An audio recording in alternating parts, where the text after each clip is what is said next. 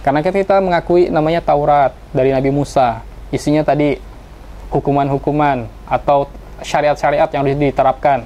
Kemudian kedua Zabur ini dari Nabi Daud. Nah, Nabi Daud kan raja, seorang raja.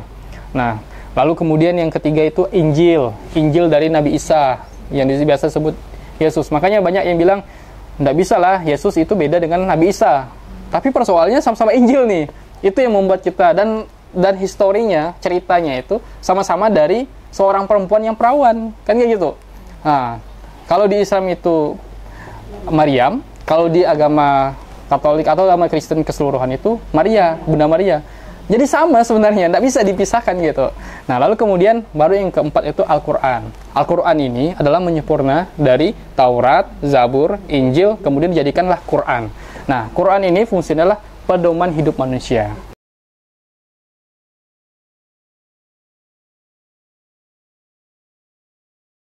Auzubillahi minasyaitonirrajim. Bismillahirrahmanirrahim. Assalamualaikum warahmatullahi wabarakatuh. Alhamdulillahirabbil alamin. Alhamdulillahillazi bi ni'matihi tatimmus shalihat. Alhamdulillahillazi hadana li hadza wa ma kunna linahtadiya laula an hadanallah. Asyhadu an la ilaha illallah wa asyhadu anna Muhammadar Rasulullah. Allahumma shalli ala Muhammad wa ala sayyidina Muhammad. Qala rabbi ishrah li sadri wa yassir li amri wahlul 'uqdatam min lisani yafqahu qawli. Rabbi anzilna munzalan mubarakan wa anta khairul munzilin. Amma ba'd. Baiklah ibu-ibu semuanya, salam kenal.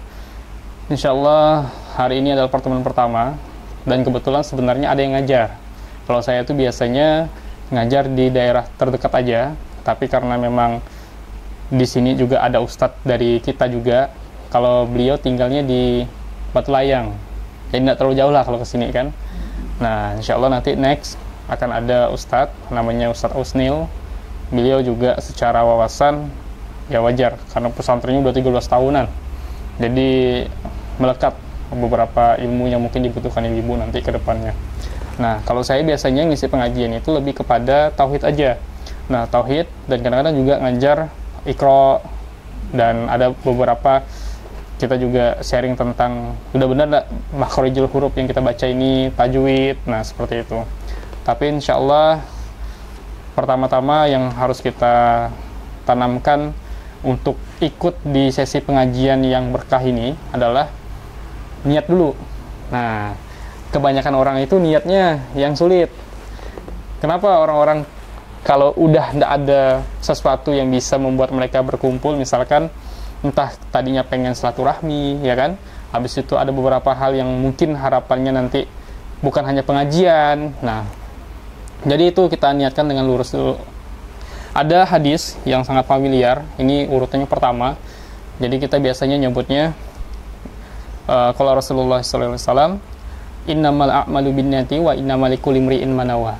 Nah, segala sesuatu tergantung niatnya, dan barang siapa akan mendapatkan niat yang dia niatkan. Nah, sesungguhnya apa yang diniatkan akan didapatkannya. Artinya apa? Ketika ibu-ibu datang pengajian, niatnya apa dulu? Ketika ibu-ibu niatnya ingin memperbaiki diri, salah satunya. Yang kedua, ingin bertaubat untuk mengenal Allah lebih dekat, mungkin untuk bekal di akhirat kelak. Karena kalau kita pergi dari suatu perjalanan itu, kalau kita ndak ada bensin, misalkan bensin kita sampai di pertengahan jalan, ndak nyampe juga kan? Mau kita dorong dulu, baru kita nyampe ke tujuan. Belum nanti pas belum nyampe ke tujuan tuh ada rintangannya tuh. Entah itu begal kah, entah itu orang-orang yang ndak kenal kita, tiba-tiba ada sesuatu yang mungkin kita tuh dianggap musuh lah. Nah, kayak gitu. Kan bahaya. Makanya ini yang kita persiapkan, bensinnya full sampai tujuan akhir kita, kayak gitu. Nah, tapi untuk lebih lanjut, sebelum lebih lanjut, kita perkenalan lebih dahulu. Nah, perkenalkan, nama saya Doni Kesandang. Saya dulunya seorang Katolik. Sekarang alhamdulillah sudah menjadi seorang Muslim. Bukan mu'alaf lagi sebutannya, Muslim sudah. Karena mu'alaf itu sebenarnya dikhususkan bagi orang-orang yang belum bisa sholat, belum bisa baca Quran. Habis itu kebanyakan juga ada yang belum mengerti tentang siapa sih Nabi Muhammad, siapa sih Allah itu, hanya sekedar ikut-ikutan, biasanya kayak gitu. Nah, tapi untuk secara negara biasanya mu'alaf itu dibantu sama Basnas, kan kita ada Badan Zakat Nasional ya. Nah, Badan Amil Zakat Nasional itu 2 tahun. Jadi dia dapat wajib dibantu itu ketika dia masih mu'alaf belum nyampe 2 tahun. Nah, kalau sudah nyampe 2 tahun, hitungnya bukan mu'alaf, tapi mustahik. Bahasanya seperti itu. Nah, makanya kami di Saudara Seiman itu juga ada pengajian mu'alaf namanya. Pengajian mu'alaf, tapi kami tambah. Ada yang mustahik, ada yang betul-betul orang hijrah. Nah, jadi dia mu'alaf, dia bukan orang yang tidak mampu ya, maksudnya dia punya kecukupan rezeki, hitungannya orang hijrah. Tapi dia dulu pernah mu'alaf. Nah, yang satunya dia mungkin dia buruh, dia ART, nah hitungannya yang mustahik, mu'alaf yang mustahik. Nah, jadi memang sebenarnya untuk masuk ke agama Islam ini tentu ada proses yang dilalui masing-masing ya Bu ya. Nah, kalau saya juga dengan prosesnya saya, jadi saya akan perkenalkan terlebih dahulu. Ketika saya masuk agama Islam, hal pertama yang harus saya sampaikan ke Ibu adalah proses yang susahnya dulu. Jadi ketika masuk Islam itu, saya tidak lewat mimpi, saya tidak lewat pasangan, saya tidak lewat yang iming-iming dengar azan, tertarik nih masuk Islam, akhirnya masuk Islam. Enggak. Saya masuk Islam itu betul-betul diskusi sama teman, ceritanya. Teman, selama 6 bulan diskusinya. 6 bulan diskusi, baru bisa memantapkan hati untuk masuk Islam. Kenapa? Karena memang masuk Islam ini perlu proses. Ditambah lagi, belum hanya ini ya, belum hanya sekedar kita ngobrolin Islamnya, tapi ketika kita mau pindah keyakinan, entah itu keyakinan agama apa, bukan hanya Islam, kan kita ada 6 agama ya yang diakui di Indonesia. Ada Islam, ada Kristen, ada Hindu, Buddha, Konghucu. Nah, seperti itu. Jadi ada proses yang betul-betul menenangkan kita. Apa? Misalkan ketenangan hati. Nah, makanya kalau kita belajar agama itu, proses yang paling awal dasarnya adalah akidah. Nah, sebutannya biasanya lebih kompleksnya itu tauhid. Kalimat tauhid itu kan tentu ada makna. Nah, makanya Ibu, kita hari ini ngobrolnya santai aja. Nanti insya Allah kita akan pelan-pelan menuju kenapa sih harus masuk Islam, kayak gitu. Baru nanti pelan-pelan kita belajar tuh tentang bab fikihnya, tentang bagaimana cara kita melaksanakan sholat, tapi kita paham dengan apa yang kita baca, ya kan? Nah, kebanyakan Ibu semuanya, kita melakukan gerakan sholat, tapi kita tidak paham apa yang kita lakukan itu. Kita tidak ngerti nih setiap kalimat yang kita baca. Jangan-jangan Al-Fatihah juga tidak bisa nih, tidak tahu artinya apa, kan gitu kebanyakan. Nah, makanya ada yang bilang itu gerakan zombie. Gerakan zombie karena tidak paham apa yang kita lakukan ini. Oke lah, saya sholat karena memang di sholat itu wajib. Tolak ukur saya, paling tidak saya sudah menjalankan yang namanya rukun Islam. Nah, rukun iman saya paham, habis rukun Islam saya paham gitu. Nah, kalau ibu-ibu sendiri rukun Islamnya udah tahu? Ada 5, apa Bu? Apa? Kita hal-hal dasar aja dulu, kita coba. Yang pertama apa? Subuh. Ya? Subuh. Oh, itu 5 waktu ya. 5 waktu sholat. Rukun Islam ada 5 yang pertama. Oke, sebenarnya ada yang sudah mendekati. Jadi yang pertama itu yang kita harus pahami, pertama kita syahadat, ya kan? Syahadat ini tandanya akad sama Allah. Ya Allah, saya berjanji mengikuti Allah, habis itu kemudian saya mengakui Nabi Muhammad sebagai utusan, kayak gitu. Kita mengakui bahwa Allah itu Tuhan, habis itu Nabi Muhammad itu adalah utusan. Jadi tidak ada Tuhan selain Allah. Nah, kayak gitu. Ketika kita sudah berakad seperti itu, maka kita harus menjalankan syariat-syariatnya. Kita menjauhi larangannya Allah, kemudian kita menaati perintah Allah. Nah, kayak gitu. Nanti saya akan bawa ke hal-hal simpel agar kita, kenapa sih harus kita itu beribadah aja kerjanya di dunia. Nah, nanti saya bawa ke sana. Nah, baru yang kedua, belum tahu juga ya. Jadi ada yang namanya syahadat tadi yang saya sampaikan. Yang kedua, kita baru melaksanakan sholat, ya kan? Nah, sholat ini wajib. Wajib atau sunnah, Bu? Wajib. Wajib. Tapi ada juga sunnah ya, Bu ya? Nah, sholat ini wajib. Yang wajib ini apa? 5 waktu. 5 waktu. Nah, makanya ketika kita melaksanakan sholat 5 waktu, misalkan kita tadi perkumpulannya orang-orang yang bukan hijrah, tiba-tiba kita melaksanakan sholat. Ngapa sih sholat? saya bukan dianggap soleh tiba-tiba kan, wih solehah ya ibu-ibu ini semua. Enggak, sebenarnya yang kita lakukan ini adalah menunaikan kewajiban kita. Jadi memang sudah kewajiban seorang muslim melaksanakan sholat 5 waktu itu. Bukan berarti soleh, belum sampai ke situ. Belum berarti dia soleha, belum. Karena orang yang soleh sama soleha nanti ada babnya lagi nih. Nah, ini baru sebatas menunaikan kewajiban. Nah, kewajiban yang dimaksud adalah 5 waktu tadi, betul? Nah, lalu kemudian bagaimana caranya 5 waktu ini dilaksanakan dengan tepat waktu, ya kan? Nah, kalau ada yang masih molor-molor, berarti ada sesuatu yang lebih penting daripada sholat, ya kan? Betul nggak? Mungkin arisan ya, pergi kan ke arisan, ataupun ada acara yang sangat penting gitu, sampai lupa sholat biasanya kayak gitu kan? Atau nantilah sholat, lagi masak nih, kayak gitu kan? Kebanyakan kayak gitu ya. Waktu. Nah, sebenarnya nanti akan dipertimbangkan juga kualitas sholatnya, kualitas sholat 5 waktu. Berarti tadi udah syahadat, habis itu sholat. Yang ketiga apa? Nah, oke. Sebenarnya yang ketiga ini bisa dibolak-balik, karena yang tidak bisa dibolak-balik itu yang syahadat sama sholat. Ada zakat, bayar zakat. Bayar zakat ini wajib bagi seorang muslim, bagi yang mampu, ya, bagi yang mampu. Nah, ini pendapatannya kalau kita lihat dari nilai rupiah itu 6 jutaan lah ke atas. Nah, zakat mal itu orang-orang yang mampu itu, orang-orang yang harus berwajib untuk menyetorkan hartanya. Nah, kemudian kayak gitu. Makanya sebenarnya kita ndak ada istilahnya tidak paham pajak ya, karena di Islam juga sudah diatur tuh pajaknya. Nah, sebutannya zakat kayak gitu. Nah, lalu kemudian zakat ini bagi orang yang mampu. Lalu kemana penyalurannya? Bagi orang yang tak mampu. Nah, ketika kita sadar bahwa Islam ini adalah agama kita, kemudian kita paham dengan poin-poin nilai-nilainya di dalamnya, maka orang-orang yang tak mampu tidak akan minta-minta. Benar, Bu? Orang-orang yang tak mampu tidak akan minta-minta. Karena orang-orang yang tidak mampu sudah terdata sama lembaga Islam.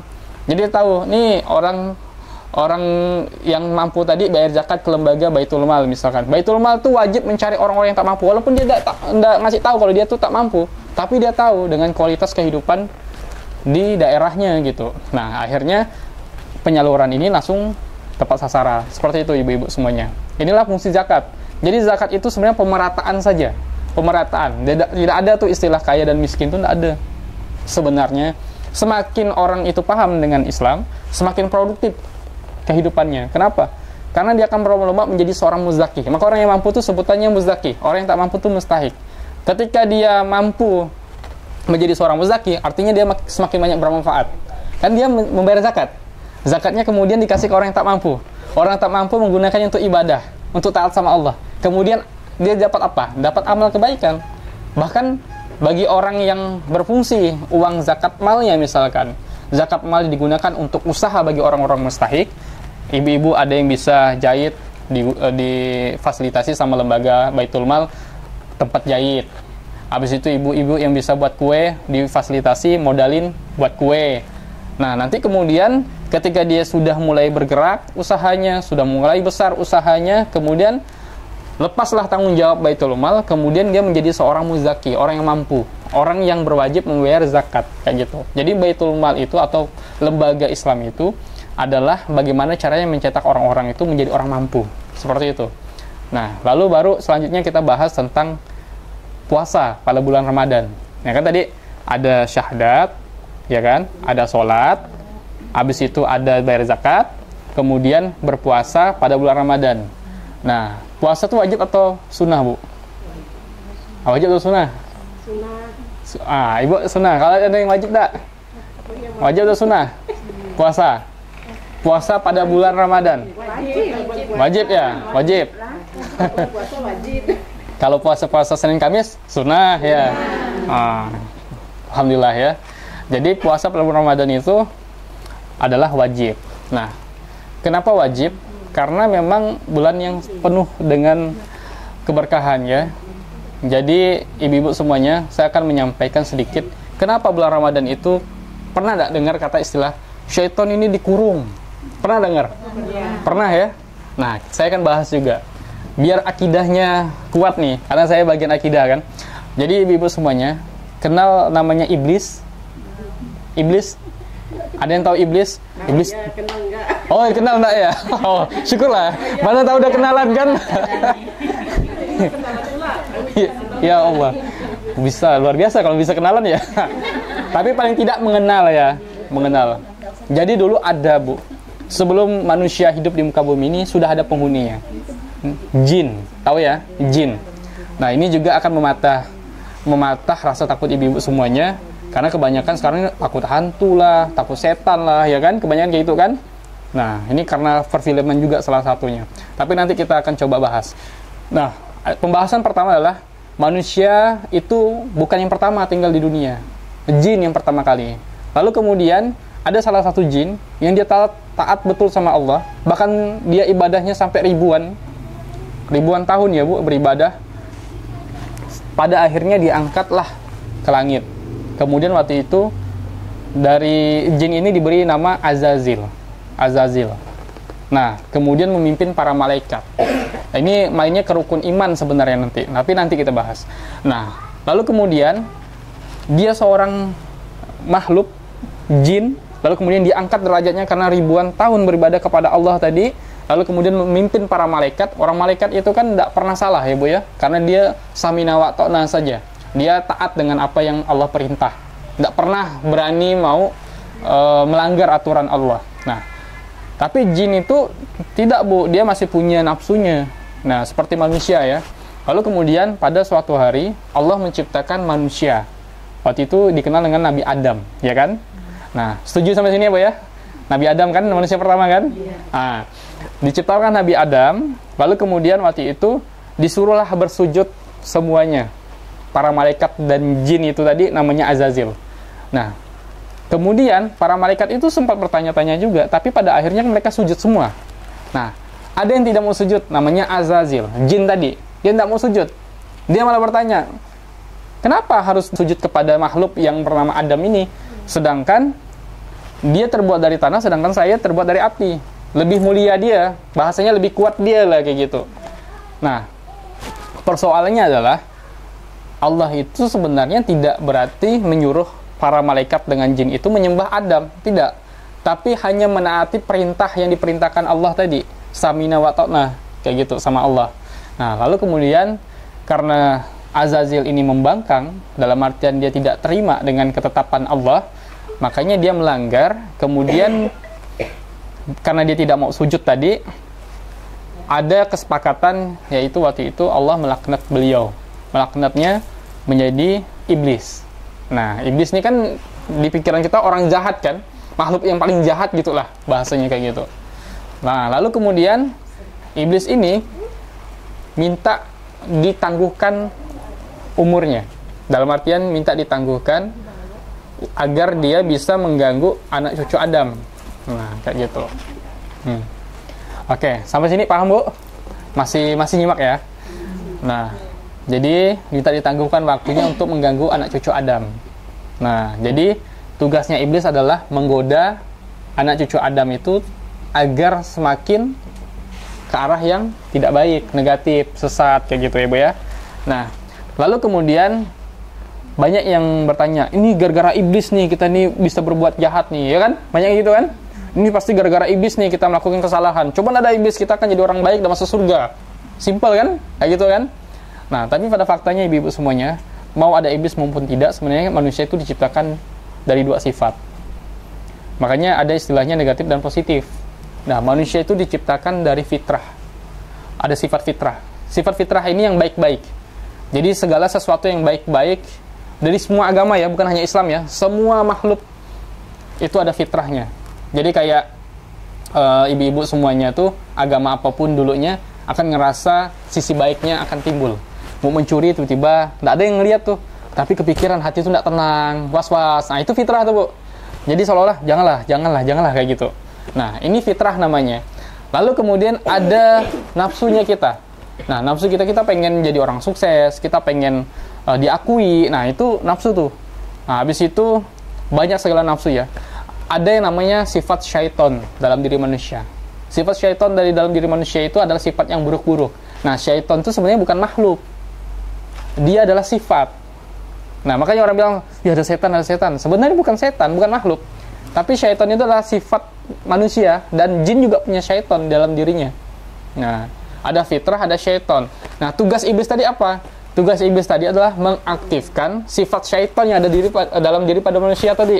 Nah, jadi kita yang fitrah-fitrah ini mengaktifnya dengan kegiatan kayak gini, beribadah, taat sama Allah, baca Quran, kemudian kita ikut pengajian, itu mengaktifkan sifat fitrah kita. Kita semakin banyak berbuat baik, kita semakin takut melakukan kesalahan, apalagi kita paham bahwa ternyata bukan takarannya manusia yang melihat, tapi Allah langsung yang melihat. Nah, kayak gitu. Kita takut berbuat jahat. Tapi paling tidak, iblis juga punya tugas, yaitu mengaktifkan sifat syaitan yang ada pada diri kita. Kita pengen curi, ragu-ragu nih karena ada fitrahnya kita. Karena kita jarang ibadah, akhirnya iblis datang untuk menggoda. Curi aja enggak apa-apa.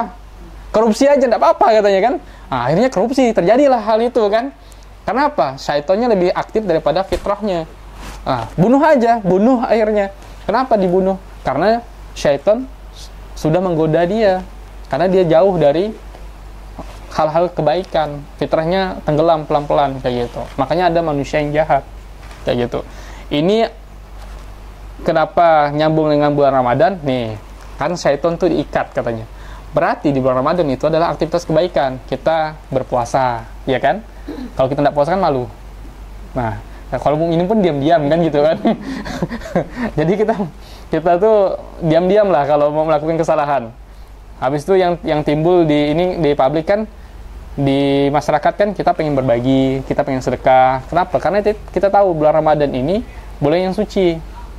Orang tidak pernah ibadah tapi dia puasa. Banyak yang gitu tuh.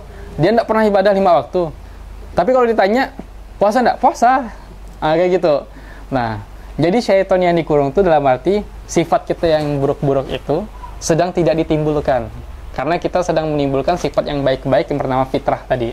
Nah, kayak gitu. Ini makanya istilah katanya itu syaitan itu sedang dikurung. Tapi bukan makhluk yang dikurung. Iblis masih ada tugasnya, mengganggu terus iblis itu. Cuman iblis kan agak susah nih. Karena orang yang tadinya tidak berpuasa, orang yang tadinya tidak pernah ke masjid. Karena dia ngerasa banyak sekali nih kegiatan buka puasa bersama di masjid nih kan. Nggak capek-capek nih kita menyiapkan makanan di rumah kan gitu kan. Ada aktivitas kebaikan di situ. Nah, kayak gitu. Jadi ini yang membuat kita itu sadar bahwa puasa di bulan Ramadan itu adalah sifat yang baik-baik. Baru kemudian muncullah selanjutnya itu naik haji bagi yang mampu. Dan ini tidak ditekankan bagi orang yang tak mampu. Makanya Allah itu Maha Adil. Jadi memang disampaikan boleh berhaji, tapi bagi yang mampu. Kalau yang tak mampu, ada kok pahala-pahala lain yang menyamakan hajinya tadi. Kayak gitu. Nah, jadi memang hal-hal seperti ini sebenarnya berkaitan dengan rukun Islam kita. Nah, kalau udah rukun Islam paham, insya Allah nanti tolak ukurnya adalah ke ini dulu, ke rukun Islam. Baru nanti pelan-pelan ibu-ibu mempelajari rukun iman. Karena rukun iman juga di ranah akidah ya. Ibu-ibu tahu enggak rukun iman ada berapa? Ada 6. Wah, bagus nih jawabannya. Kompak 6. Yang pertama apa? Beriman kepada Allah. Beriman kepada Allah. Betul. Beriman kepada Allah. Yang kedua? Lupa. Hah? Masa lupa? Beriman kepada Allah, kepada Nabi, ya. Allah. Habis itu apa nih pasukannya Allah selama ini nih? Malaikat. Malaikat tadi. Iya kan? Malaikat. Karena yang paling tidak pernah melakukan kesalahan adalah malaikat. Ya. Yang ketiga. Yes, kitab suci. Kitab suci, betul. Kitab suci. Kenapa kitab suci dulu daripada Nabi? Karena kitab suci itu firman-Nya Allah, ya kan? Baru kemudian apa? Nabi. Nabi, ya. Kenapa Nabi? Karena memang Nabi ini adalah kekasihnya Allah, ya. Menyampaikan kebaikan firman-Nya Allah itu kepada umat manusia. Nah, lalu kemudian itu berapa? 4 sudah ya. Nah, yang kelima apa? Apa kira-kira? Qada dan qadar? Hah? Apa yang keenam? Hari kiamat. Hari kiamat kan? Hari kiamat, betul. Yang kelima nih hari kiamat. Kenapa? Kelima hari kiamat karena memang sudah pasti ya, ini ketetapan Allah. Nah, yang keenam baru qada dan qadar ya. Orang tak pernah nasib baik dan nasib buruk. Ya, jadi nasib-nasib itu sebenarnya ada yang ditentukan sama Allah, ada yang ditentukan sama kita sendiri. Yang sudah ditentukan Allah itu apa? Contoh paling dasarnya apa? Ketetapan Allah. Rezeki. Oke, rezeki itu pasti. Maut. Ada lagi? Kalau mati itu kan istilahnya udah ketetapan ya, karena memang sudah ketetapan Allah. Bukan, tidak bisa kita ubah juga. Nah, kalau nasib, misalkan, nasib bisa tidak ditentukan sama kita sendiri? Tidak bisa. Tidak bisa? Tapi bisa diubah. Bisa diubah? Bisa.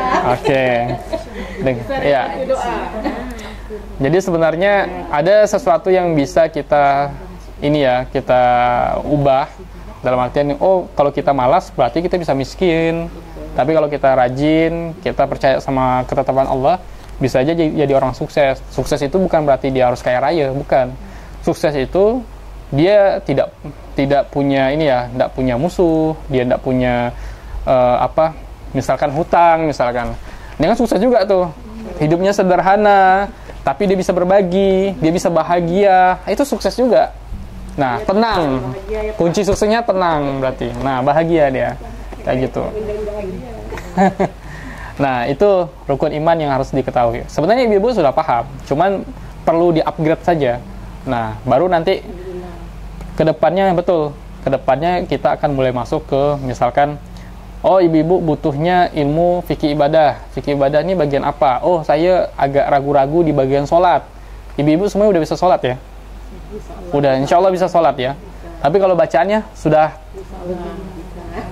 insya Allah udah bisa.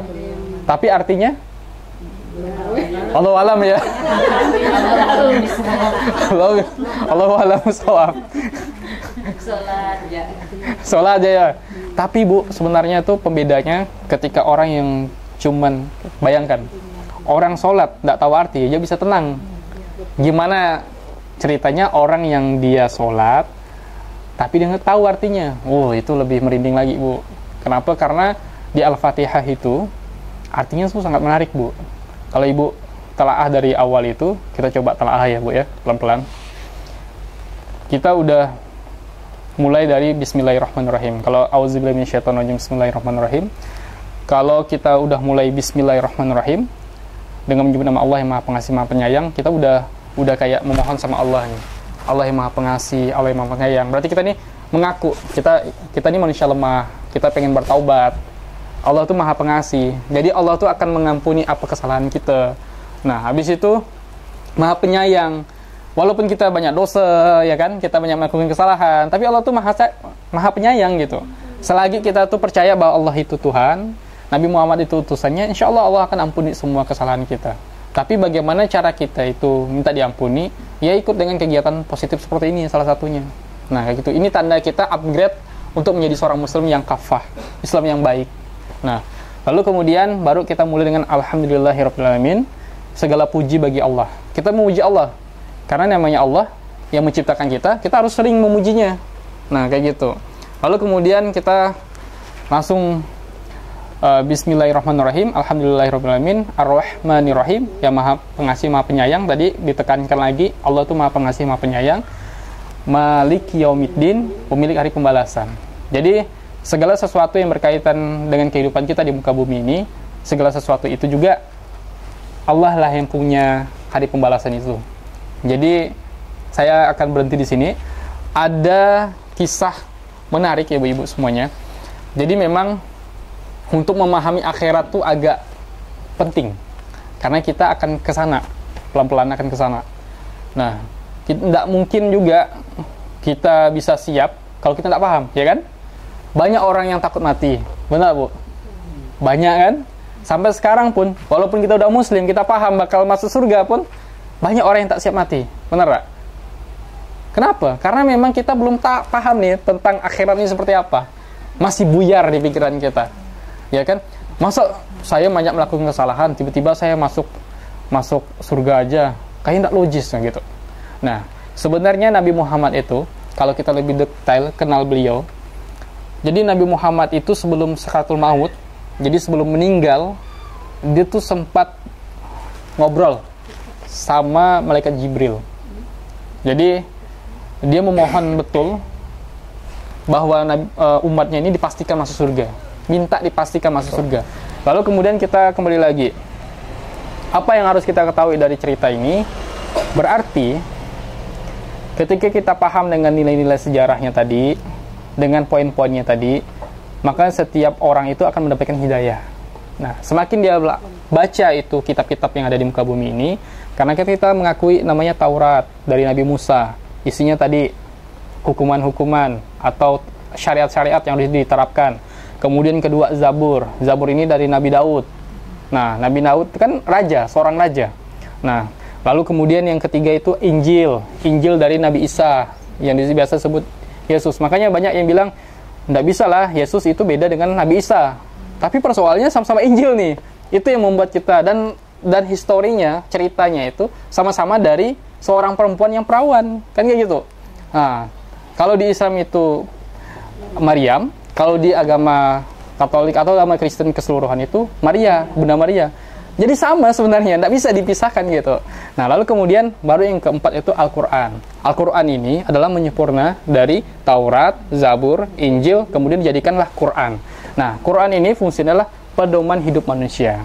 Kita mau berkeluarga, tentu kita punya pedoman kita. Apa sih yang harus kita lakukan dalam berkeluarga? Menafkahi, salah satunya adalah ibadah. Nah, ya kan? Habis itu kemudian, bagaimana biar tidak konflik dalam keluarga?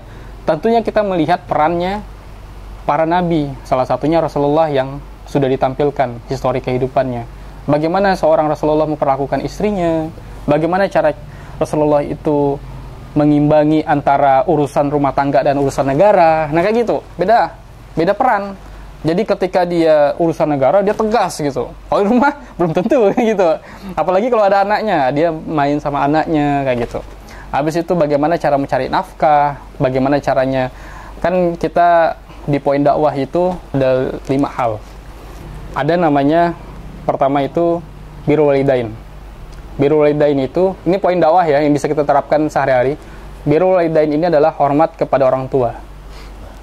Hormat kepada ibu kita, hormat kepada bapak kita, itu birrul walidain. Bahkan lebih pertama daripada baca Quran. Nah, baru yang kedua tuh baca Quran. Baca Quran itu ya minimal kalau nggak bisa baca Quran, Arabnya terjemahannya lah gitu. 1 hari itu dipaksa. Masa nggak lucu? Kita udah mempersiapkan hari akhir kita belum hatam-hatam nih baca Quran kan gitu. Ternyata alasan kita nggak pandai bahasa Arabnya. Siapa yang suruh bahasa Arabnya dulu? Baca aja dulu terjemahannya. Toh juga kalau orang-orang bisa bahasa Arabnya, kalau nggak baca terjemahan juga sama aja. Kan kayak gitu. Karena nggak paham kan? Jadi kayak mantra jadinya. Nah, kebanyakan dukun-dukun kan pakai Bismillahirrahmanirrahim juga. Kan kayak gitu. Tapi dia nggak tahu artinya apa gitu. Nah, jadi mantra. Nah, sedangkan jin atau jin-jin jahat itu, orang-orang yang tak nampak itu, suka tuh ngelihat manusia itu sesat. Cuma baca mantra doang. Nah, habis itu yang ketiga apa? STW. Sholat tepat waktu. Begitu azan, langsung sholat. Nah, yang tadi saya sampaikan. Nggak ada tuh istilah nunda. Ada ini masakan di dapur nih belum selesai. Oh, baju belum dicuci. Oh, ini belum, ini langsung. Kecuali ada beberapa hal. Misalkan kondisi di mana kita lagi lapar. Kondisi lagi lapar, kita tidak boleh mengutamakan sholat dulu. Kita harus makan dulu.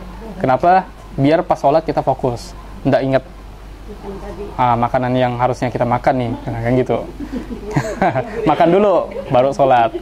Nah, dan ada hal-hal tertentu yang sangat yang penting ya, tidak perlu kita jelaskan juga. Mungkin ada sesuatu yang tidak bisa ditinggalkan. Nah, itu entah lagi kebakaran kan, kebakaran apa gitu kan, masa kita harus tinggal sholat ya, keburu habis lah.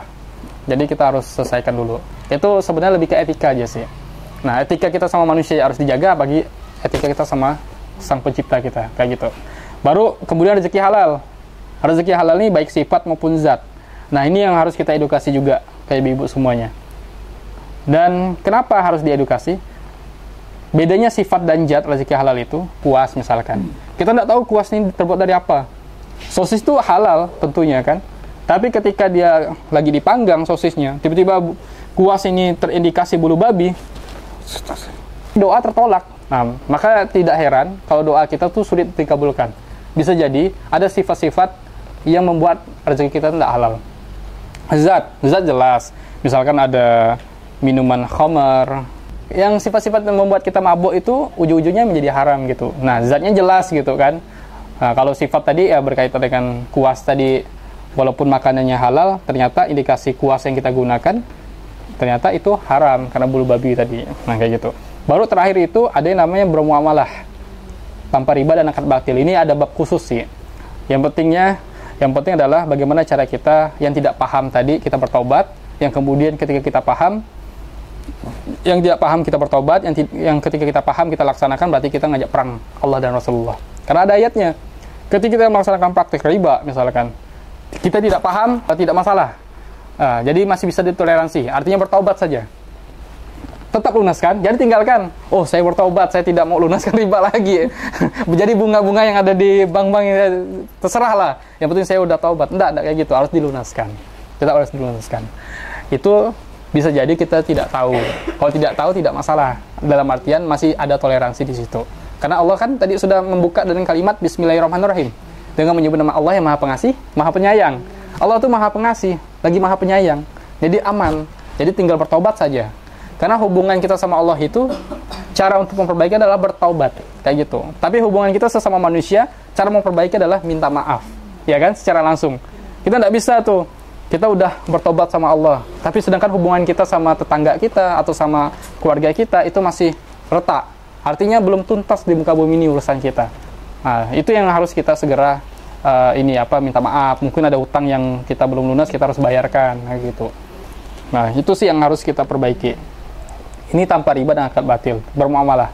Jadi kalau kita melaksanakan sebuah praktek kerjasama misalkan, ini uang untuk beli ayam ya, 30.000 untuk beli ayam, tiba-tiba nyampe ikan yang datang kan, itu akad batil, tidak sesuai dengan akadnya. Harusnya harus ayam juga, tidak boleh yang datang ikan gitu. Nah, itu yang harus kita pahami bersama ya. Nah, ini mungkin pembukaan dari saya terkait apa-apa nilai-nilai Islam yang harus kita pahami. Semoga semakin hari semakin baik. Karena insya Allah nanti sebenarnya saya masih pengen nanya, ibu-ibu ini kebutuhannya apa? Baca Quran kah? Ilmu fikih kah? Atau apa gitu? Nah, saya pengen tahu juga dari ibu-ibu, dari bapak-bapak semuanya. Biar nanti ke depannya udah tersusun nih kurikulumnya. Oh, kita belajar ini belajar ini gitu.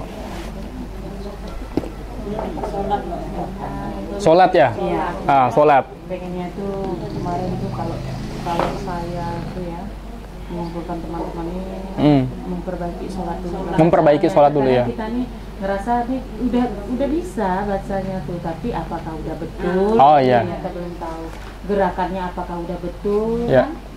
Kadang kita kan nggak tahu nih yang betul tuh kayak mana sih, kita cuma ikut kan. Sebenarnya yang betul tuh kayak mana gitu. Karena bila salah otomatis kan berkurang. Betul. Gitu kan, berkurang dari salah. Terus kedua, kemarin yang saya pengen sekali itu teman-teman belajar fardu kifayah. Oh, fardu kifayah ya. Karena fardu kifayah siapapun bakalan ngalami. Kalau bisa kan kita nih kita sesama kita bisa mendesain diri kita. Oke, betul. Fardu kifayah itu penting. Betul. Itu yang terakhir kan, yang bakalan kita pergi harus fardu kifayah dulu. Oke. Saya insya Allah ada ustazah ya, mualaf juga, tapi Cina. Dia ngajar fardu kifayah kemana-mana tuh. Yeah. Paling nanti saya datangkan beliau, nanti ngajarkan ibu-ibu semuanya praktik bagaimana fardu kifayah. Nah, kalaupun misalkan sholat nanti juga ada ustazahnya, kan bisa lebih enak praktiknya ya. Lebih enak praktiknya secara langsung, mungkin minta izin masjid ataupun kondisi di rumah bagaimana caranya. Karena kan perempuan tidak wajib di masjid ya, harusnya malah di rumah kan. Nah, jadi tinggal disesuaikan bagaimana caranya, apakah boleh berwudu di WC. Kan banyak yang bilang tuh, apakah tidak boleh. Nah, bagaimana hukumnya kan kayak gitu. Kalau bapak-bapak ada kendala enggak? Bapak ada kendala enggak? Aduh, saya ini mungkin pusing nih kalau di rumah ini, kalau udah sama istri nih, kayak gitu. Belum bisa jadi imam, ke sholat. Jadi saya yang jadi imam. Atau ada kendala lain, bisa kita apalagi terbuka kan ada istri. Apa Bu kesulitannya punya suami mualaf? Tuh, berdua. Oh iya, belum kenalan tadi ya? Udah. Oh YouTube. Oh saya punya YouTube ya. Apa YouTube-nya? YouTube-nya Dominikus Sandang. Dominikus Sandang. Saya sudah lama punya YouTube itu. IG ada nggak? IG ada. Jangan lupa di like Bang Sandang. ya. Bang titik Sandang. Ustaznya dapat reward di YouTube kan? Yang terakhir kita. Jangan lupa di like ya. Insyaallah. Tonton. Dominikus Sandang. Nanti bisa dibuka ya. Saya juga nggak tahu. Nanti saya sampaikan grup ya. Ada YouTube kita, YouTube Sahabat Saudara Iman. Ini isinya mualaf semua. Dia cerita di platform YouTube itu, dia ceritakan kisah mualafnya dan cukup banyak yang nonton. Ada yang ratusan ribu yang nonton. Yang satu itu 119.000 subscriber. Jadi ada 119 pengikut. Kalau YouTube saya itu 138 pengikut. Nah, jadi kisah mualaf semua ya. Dominikus Sandang. Dominikus pasti Sandang. Nah, itu. Ini terakhir dari saya. Manusia itu dia lahir, berproses hidup di muka bumi, ada bayi, dari masih kecil, remaja, dewasa, mulai lansia, kemudian apa terakhir? Dia akan balik kampung kalau di Islam. Balik kampung. Kita enggak bilang dia meninggal, enggak. Balik kampung. Jadi Islam tidak ada Islam meninggal ya, balik kampung. Dia hanya meninggalkan jasadnya saja, kayak gitu. Oke, mungkin sekian dari saya. Terima kasih banyak. Ini insya Allah, alhamdulillah. Kalau saya sebutnya kayak perkumpulan mualaf orang Dayak ya. Alhamdulillah. Semoga Allah mudahkan segala sesuatu yang berkaitan dengan ilmu yang kita bagikan hari ini. Kita berdoa bersama-sama. Semoga apa yang kita kerjakan Allah catat sebagai amal soleh yang terima. Mengalir pahala untuk kedua orang tua kita, baik yang masih hidup maupun sudah tiada, dan menjadikan kita memiliki keturunan yang soleh-solehah, dan apapun yang kita kerjakan menjadi wasilah digugurkannya dosa-dosa kita di masa lalu. Al-Fatihah. A'udzubillahi minasyaitonirrajim. Bismillahirrahmanirrahim. Alhamdulillah. Maliki yaumiddin. Amin amin ya rabbal alamin. Kita tutup dengan alhamdulillah. Alhamdulillahirabbil alamin. Kita sempurnakan dengan doa kafaratul majelis. Subhanakallahumma wa bihamdika asyhadu an la ilaha illa anta astaghfiruka wa atubu ilaik. Akhir kata, yang baik-baik dari Allah, yang kurang baik dari saya pribadi mohon dimaafkan. Wabillahi taufiq wal hidayah. Wassalamualaikum warahmatullahi wabarakatuh.